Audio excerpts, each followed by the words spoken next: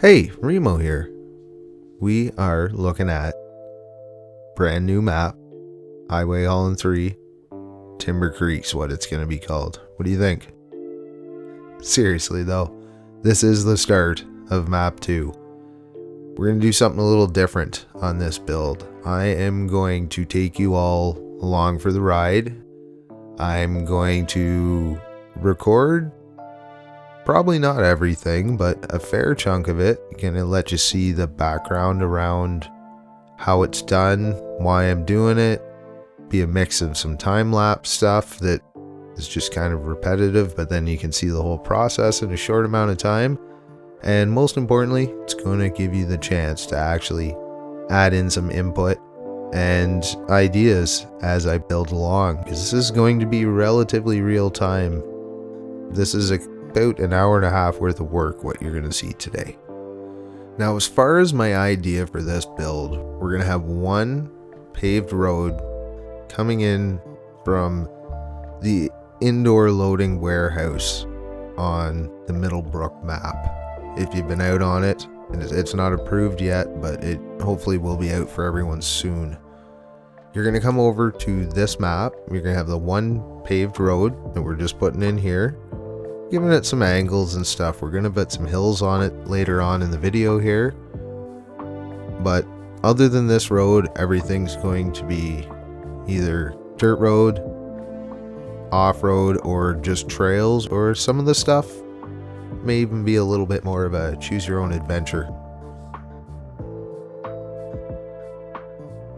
Now, the rough layout of the road there may change a bit, but what we're going to do is lay in a river along here. There's going to be a few rivers in this map. There's going to be a lot of swamps, ponds, small lakes, hills, and just generally it's going to be a pretty, I guess, isolated world compared to the first one. So I've mentioned it in previous videos on the map 1 build, but I want this to be the kind of map where you're going to bring a highway vehicle over here.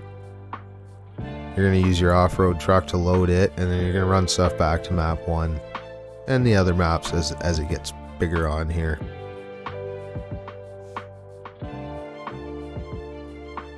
And when we're building a river, we really want to keep in mind that most rivers meander quite a bit. In fact, some of them will almost turn right back on themselves. So without getting too excessive, I'm just going to put some soft turns and sharper turns, and we're just going to kind of rough it in. We're going to come back through and probably work on this river multiple times. And things change as you build around areas, but we're just getting a general layout. And I know people have mentioned it, and I can only imagine. I still feel a bit of it, but when you open this map and you have this big square flat land with a whole bunch of tiles, it can be intimidating. And where do you go? And I have a rough plan for this. It's going to look quite similar in a way to the first map, because it's going to be in a similar area, but it's going to have a lot different challenges. But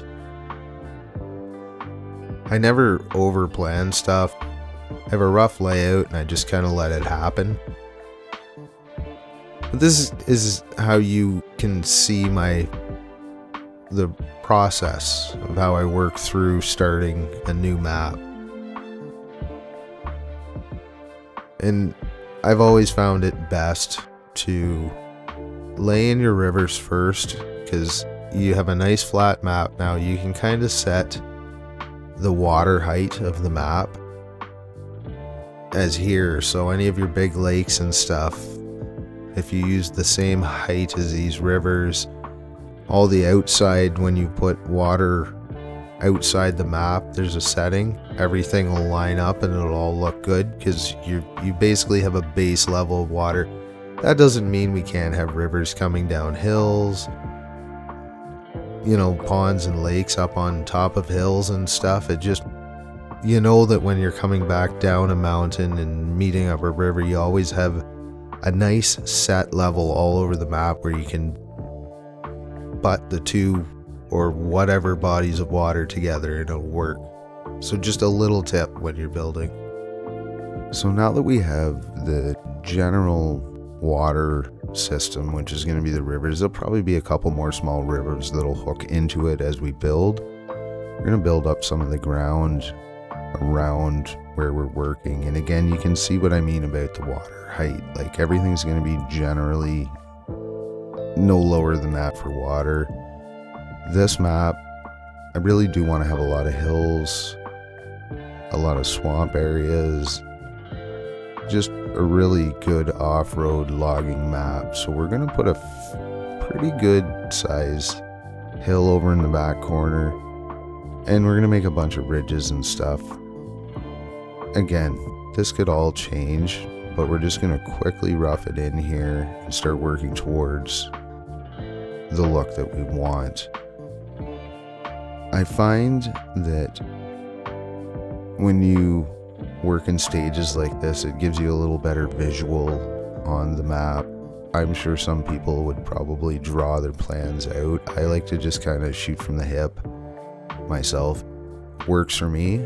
Probably doesn't work for anyone or everyone, but I don't know. It's just kind of the way that I've always done it.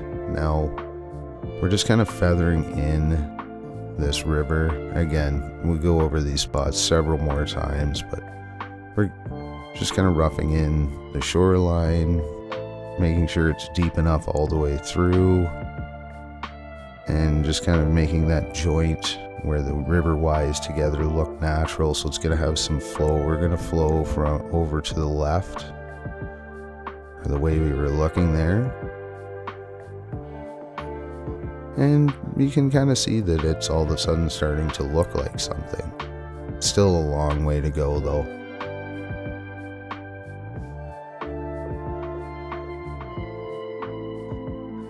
So hopefully what you're seeing kind of gives you a good idea. And again, this is an hour and a half of just kind of getting our bearings on the map and what it's going to look like. So this side here is where the gateway is going to be. And what we're going to do now, when you're in game and you go near the edge of the map, you see that red line that stops everything. And you know you're at the edge of the map. Well, if you spend a bit of time going around the outside of the map and building this ridge up, basically that red line spawns a square or two onto the map. So if you build these little berms around the outside, when the player, first of all, it blocks the player from going right to the edge, but second of all, that little line will spawn just behind this hill, so even if you get close you won't see it. You can see I've left a little bit of flat area along the edge, so that line will spawn just on the edge of the other side of the hill. So I don't know, it really helps with immersion in terms of the player not running into that little blocker. So just a little thing I always do. And if you notice, you rarely see those lines on my maps, and then that's purely why. I basically just hide them back there. So now what we're going to do is we're going to throw in probably our first, and this is going to be one of the main back roads, dirt roads. You can see here when you're butting two overlays up, they can't overlap in the square, or they're going to make one or the other roads disappear. So just kind of, again, rough setup. We're going to grab a quick bridge here. Might make this buildable. Probably not this one though. I'll let you get out into the forest a little bit before we start getting into that stuff. This road's not going to end up going very far like this. It's going to probably turn into a little camp. I imagine it's going to be a town back where the road ends. We're going to go out here into a small camp. Then after that, it's all going to be trails. This is just a quick look at how I basically build the roads up, or the ground up to the bridge, and try to make it somewhat flat. Just going to quickly rough it in here, bring up the shorelines of the river, make them a little bit higher than the ground, just so the water doesn't kind of clip through the ground beside it, and it makes it look more natural.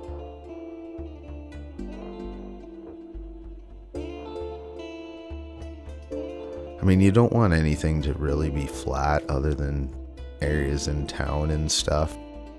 Most of the ground's going to have some sort of shape to it. We're just kind of bringing the roads down so we don't have grass growing up through the bridge. You can see you definitely have to work the ground in so it makes a nice line up with the bridge, so you don't have a big bump when you're coming on and off of the bridge.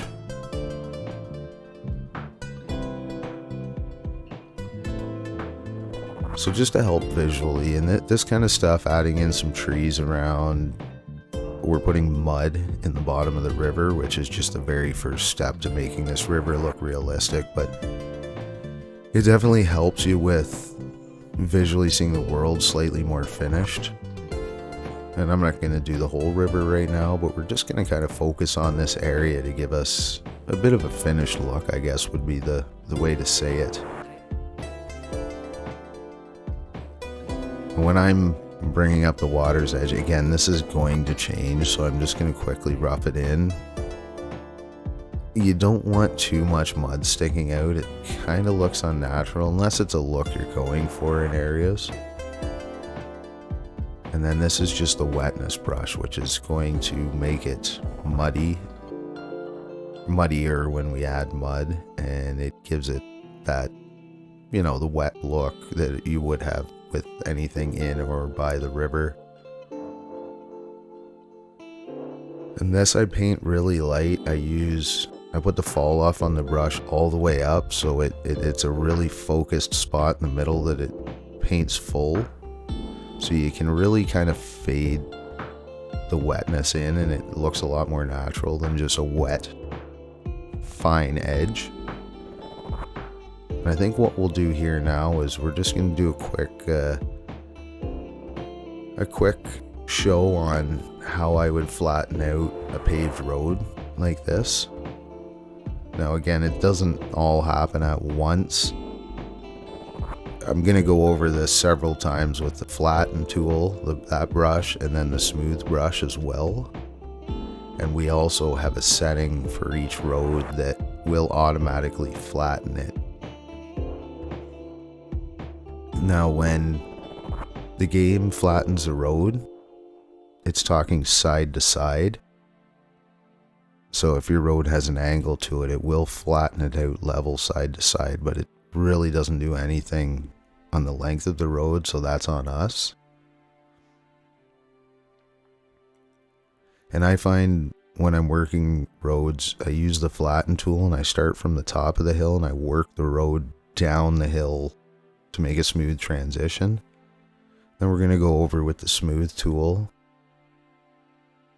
and just kind of take any of the imperfections out of it. And again, I would do this several times, you'll see, to make this road actually proper. We're going to end up having to put dirt down the sides, like a shoulder on it. There's a whole bunch to do, but this is a quick rough in, and you can see it looks a lot better just after a few minutes here. I think what we'll do is we're going to add some trees along the outside of the map. Again, it's going to help visually make it look a little bit more like a world. And I mean, the whole edge we're pretty much done with that other than feathering in that berm, so might as well set it up, and you'll see when these spawn, it just makes it look a little bit more finished. And I don't know, I find it inspires me more when you see a slightly more finished map that isn't just grass. And what we'll do is we'll get, because this is going to be the main way onto the map, the gateway, which is going to be coming from map 1 over up the hill by the warehouse that you can go inside and do the manual loading, especially with the forklift if you're into it. So we'll just kind of set this area up so it looks a little bit more natural.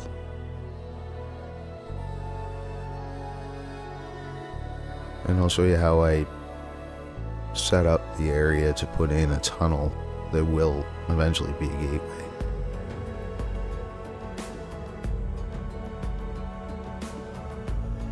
There's definitely a few different options for gateways. I mix it up. And I always do 2, set the second one back and scale it down slightly smaller so it doesn't clip through the first one. Just gives you a little more area to butt the ground into the tunnel without the ground interfering with the blackout inside the tunnel that kind of makes it look endless. Another little tip. Just feather the trees down on the side because, again, we're more or less done with that side. It's just kind of a blocker. Alright, so this is where we're going to cut it off. Keep an eye out for the next video coming out on the next progress through the build. This is more or less what we have, which is actually starting to look like something. Thanks for all the support. Really appreciate it and look forward to hearing what you think about this so far. Have a good one, guys.